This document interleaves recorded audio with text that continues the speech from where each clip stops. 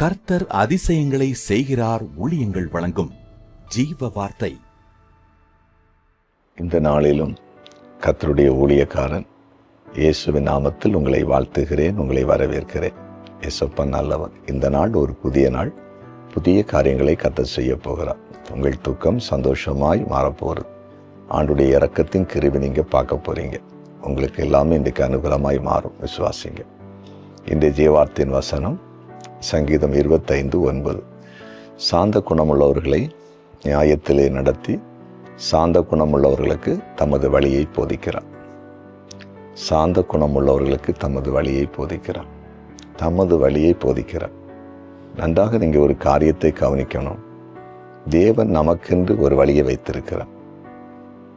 நாம் சில நேரங்களில் நமக்கென்று ஒரு வழியை நாம் வைத்திருக்கிறோம். இது பெரிய ஒரு கஷ்டமான காரியம், புரிந்து கொள்ள வேண்டும். நாம் போகிற வழிகள், குறிப்பாக நம்ம செய்கிற காரியங்கள் எல்லாம் சரியானது இல்லை. நம்ம மனிதர்கள், நாம் எடுக்கிற முடிவுகள், நாம் சில காரியத்தை தீர்மானிப்பது இதெல்லாம் கரெக்டாக இருக்குன்னு சொல்ல முடியாது. ஆண்டவர் நம்மை குறித்து ஒரு திட்டம் வச்சிருப்பாரு பாருங்க. அது ஒரு பயங்கரமாக இருக்கும். உதாரணமாக, நான் படித்தது பாலிடெக்னிக்கு. நான் ஒரு பிரைவேட் லிமிடெட் கம்பெனி தான் ஸ்தாபிக்கணும் அப்படின்னு என்னுடைய விருப்பமாக இருந்துச்சு. அதெல்லாம் ஃபுல் முயற்சியில் இருந்தேன்.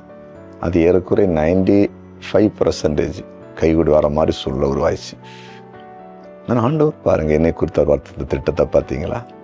அந்த காலகட்டத்தில் என்னை சந்திக்கிறார், ரட்சிக்கிறார், என்னை ஊழியத்துக்கு அழைத்தார். அப்போது என் பாதை வித்தியாசமாக இருந்துச்சு, கர்த்தருடைய பாதை வித்தியாசமாக இருந்துச்சு. இதுதான் ஆசீர்வாதமான பாதை. நம்ம இதை கண்டுபிடிக்கிறது தான் பெரிய கஷ்டம். இதை கண்டுபிடிச்சு நம்ம நடந்துட்டேன்னா நம்ம வாழ்க்கையே மேன்மையாக இருக்கும். இன்னைக்கு அநேகர் இந்த பாதையை கண்டுபிடிக்காம தான் குழப்பத்தில் இருக்கிறாங்க. கடைசியில் ஆண்டவரை குறை சொல்கிறாங்க. என் ஆண்டவர் கைவிட்டுட்டாரு, என் ஆண்டவர் நடத்தலை அப்படின்னு குறை சொல்கிறாங்க. நம்ம அப்படி இருக்க வேண்டாம். இதில் முக்கியமான காரியம், சாந்த குணமுள்ளவர்களுக்கு தமது வழியை போதிக்கிறாராம். நம்ம வாழ்க்கையில் ஆண்டவர் இயேசு கிறிஸ்து ஏற்றுக்கொண்டு நம்ம வாழ்க்கையை அர்ப்பணிக்கணும். ஒரு தாழ்மையாக நம்ம வாழ பழகணும். நம்ம தான் பெரிய ஆள், எனக்கு எல்லாம் தெரியும் அப்படி நம்ம நடக்கக்கூடாது. இயேசுப்பா முன்னால் நம்மை தாழ்த்தணும். எல்லாருக்கும் முன்பாக நம்மை தாழ்த்தணும். இந்த சாந்த குணம் நமக்கு வந்தாலே கர்த்தர் வழியை காண்பிக்க ஆரம்பிப்பார். வசனத்தை கொண்டு சொப்பனத்தில் மற்றும் தரிசனங்களில் எல்லாம் ஆண்டு பேச ஆரம்பிச்சிருவார். இன்னைக்கு அர்ப்பணிச்சிருங்க.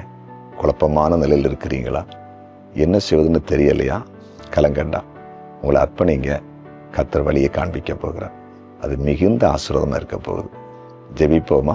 ஜெபிக்கலாம். ஆமாம் ஆண்டவரே, உம்முடைய பிரசன்னத்துக்காக நன்றி, உம்முடைய கிருபைக்காக நன்றி, நீர் பேசின வார்த்தைக்காக நன்றி. உம்முடைய வழிதான் எங்களுக்கு அவசியம். எங்கள் வழிகள் மாறுபாடும் கோணலுமாக இருக்கும். ஆனால் உம்முடைய வழியோ நேர்மையாய் மேன்மையாக இருக்கும். இந்த நாளிலே தங்களுடைய வாழ்க்கையிலே போகிற பாதை தெரியாமல், வழி தெரியாமல் கலங்கி இருக்கிறவங்களுக்கு நீங்கள் வழிகாட்டுங்க. நீங்கள் அதிசயத்தை செய்யுங்க. மேன்மையான காரியங்களை காண்பீங்க. ஆண்டவரை, குறிப்பாக இன்றைக்கு வியாதிப்பட்ட நிலையில் உன்னுடைய வார்த்தை கேட்டு செபிக்கிற ஒவ்வொருவரையும் தொட்டு சுகமாக்குங்க. பிசாசின் போராட்டத்தில் சிக்கி கலங்கி நிற்கிற ஒவ்வொருவருக்கும் நீர் விடுதலை கொடுங்க. சமாதானம் இல்லாதவர்களுக்கு சமாதானத்தை கொடுங்க. எதிர்காலத்தை குறித்த பயம் எல்லாரை விட்டு விலகட்டும்.